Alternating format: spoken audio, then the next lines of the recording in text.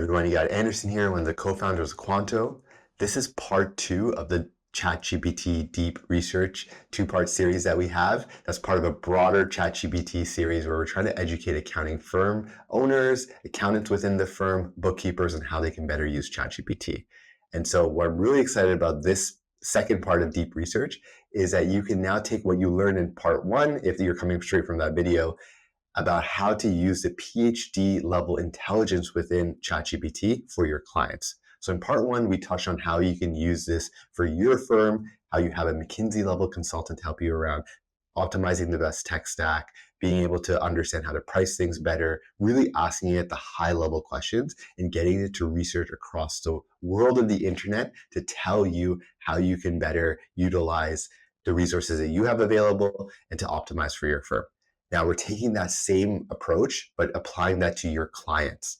And so how can you go beyond just providing basic bookkeeping services, which are still quite important, but able to up level that, even charge more for that to be able to help your clients also grow their businesses with this high level thinking. So we're going to walk you through an example. And so we're back onto the screen here. Where I want to really focus on is in this plus button. You have deep research right here. It's not where the models are. You're just going to leave this as is. This is the ChatGPT 5 models.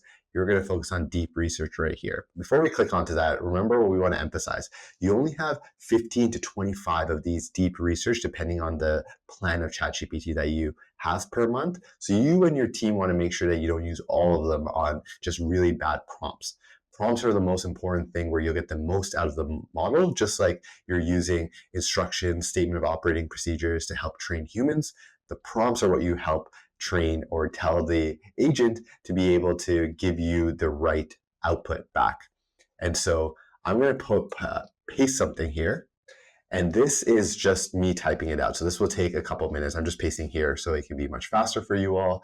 But say you're a bookkeeper or you're telling your staff to, you're closing the year-end books. It's a California S corp. It's an e-commerce business and they're mainly selling on Shopify, but they have a lot of messy things like inventory depreciation, different sales tax across different states.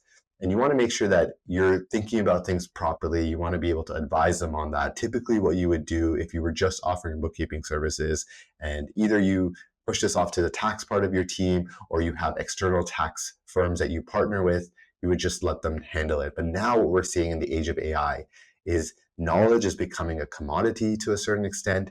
And so the people that have the trusted relationship with these clients can be able to offer various different advice using ChatGPT for them to get more intelligent on that. And you have all the context because you have their QuickBooks or their Xero accounts, and you're able to see all their financial information. All you need is to know how to apply that when it comes to all this different rules, whether that's from the IRS or in this case, California FTB. So I'm going to click this, but what I'm going to say is, can you help put this into a strong prompt for a ChatGPT Deep Research? Cool. So this is me prompting it to prompt itself better because I know I don't have the time to make sure I can give it all the information that it needs. So a really cool hack is you're getting it to prompt itself, and you can even see how it's thinking here, which is really, really cool. And what I'm going to then do is I'm going to take this prompt that it's going to be able to give to me, repaste it in, and then I'm going to click on deep research. So that's when I want to make sure that I'm using deep research in that more robust prompt. So here you go. It took 33 seconds.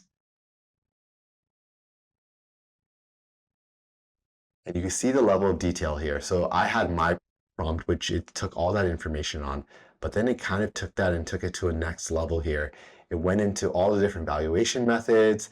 It's bringing up all this other information around small business exemptions. Very important stuff to prompt the AI, the deep research AI, on what it should be focusing all its research on.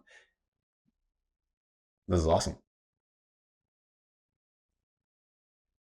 And so what I'm going to do here is I'm going to slowly start to copy this.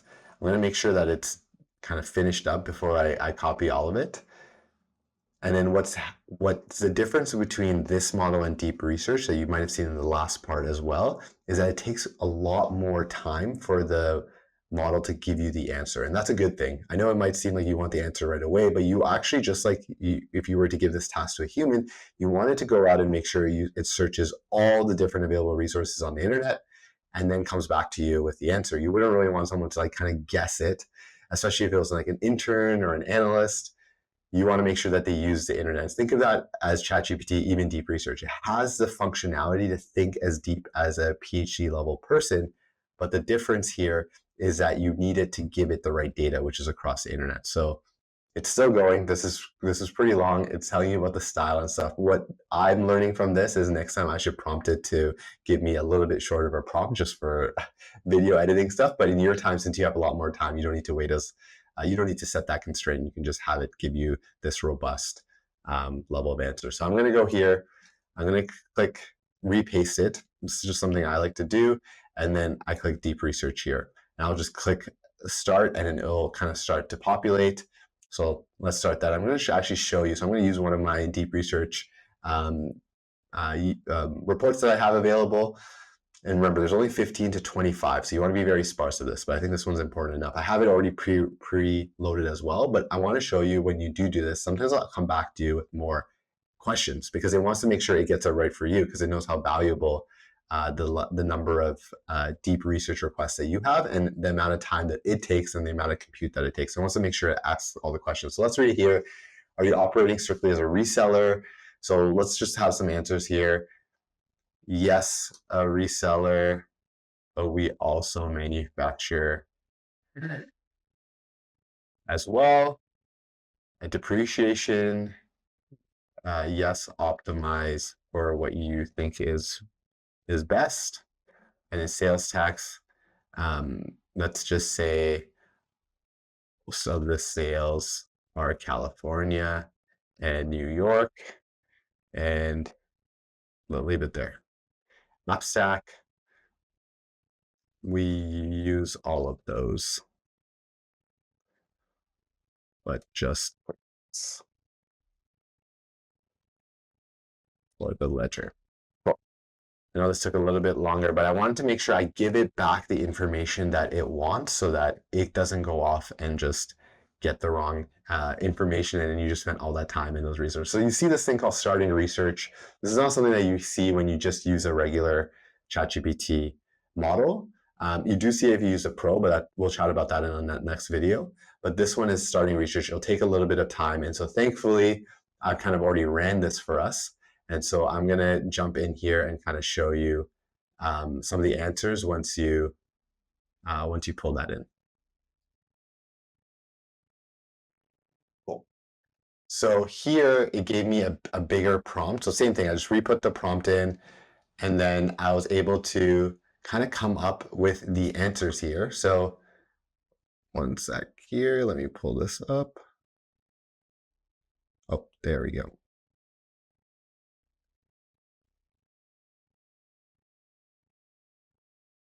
It's a bit laggy when you're running so many reports. It feels a bit laggy here. So here we go. We go back up here. So same thing. I kind of put in. It asked me extra questions here, and then it came with this great report that this time it took 27 minutes to do. It looked at 31 different sources, 130 searches that it did, which is pretty incredible. And then here you go. This is a report right here.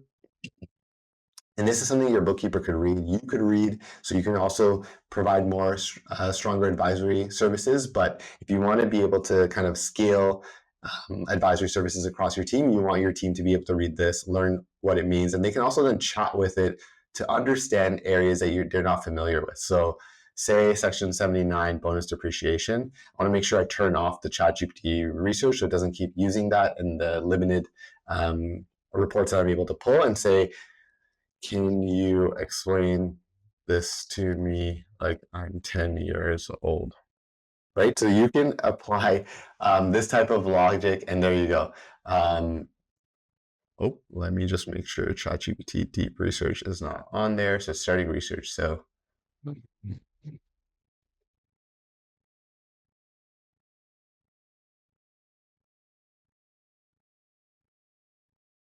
let's pull this again. Let's make sure this is on auto and deep research is not on. There we go.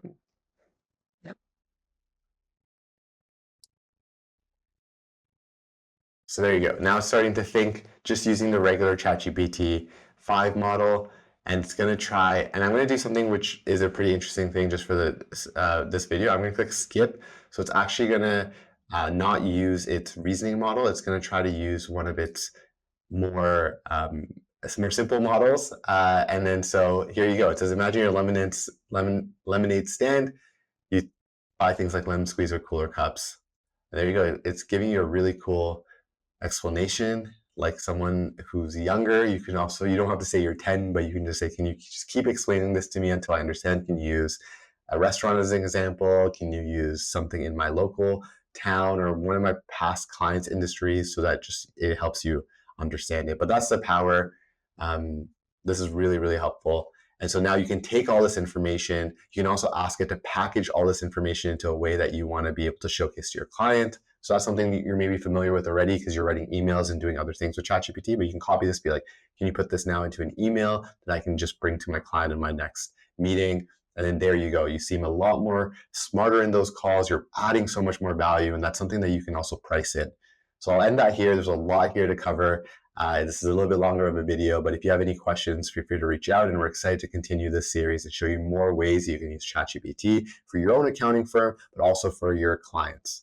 See you on the next